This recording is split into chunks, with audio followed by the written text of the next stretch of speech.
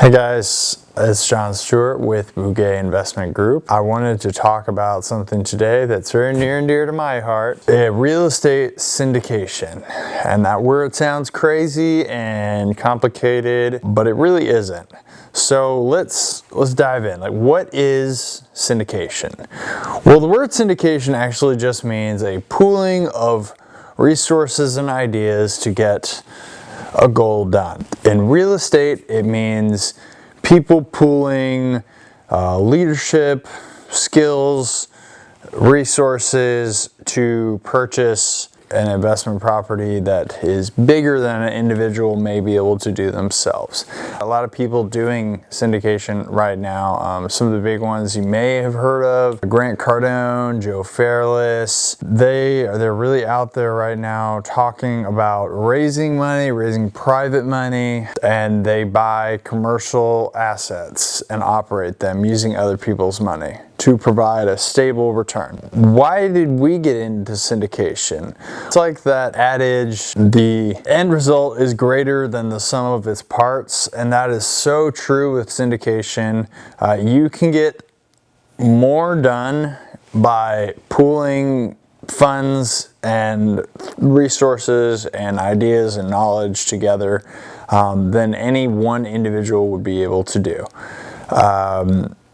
So that we got into syndication, provide a stable return that beats the stock market for our investors, and B, to be able to achieve greater returns than we would be able to do by ourselves.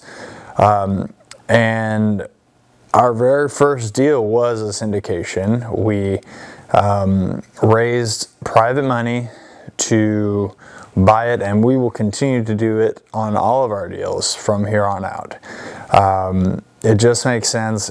I love being able to provide huge returns to investors, and I love how happy that I make them with the checks they get back from us. So what are the different ways to structure a syndication? Because it's really a very broad term that talks, it encompasses a lot of different ways to do the same thing, more or less.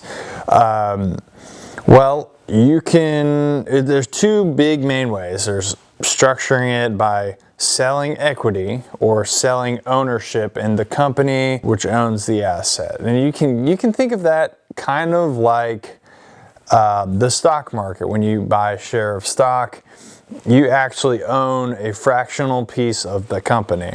So one way to buy real estate is to sell a fractional piece of the asset. So the owner of the syndicate, the investors in the syndication actually own pieces of the building. Another way to structure it is through debt. You can think of this kind of like the bank, except the private lenders are essentially the bank. They lend the money for a set rate of return, and they will get their money back no matter what happens. If the syndicators fail to pay, the investors have the right to foreclose on the property and take ownership. Now, going one way or the other, it can get very, very complicated, and I'm going to preface this by saying I'm not giving any legal advice. You need to consult your SEC attorney before you proceed down this path any further. This is for educational purposes only. Typically, however, selling equity in a company is for the bigger deals. It is tied to the performance of the asset more so than by raising money through debt.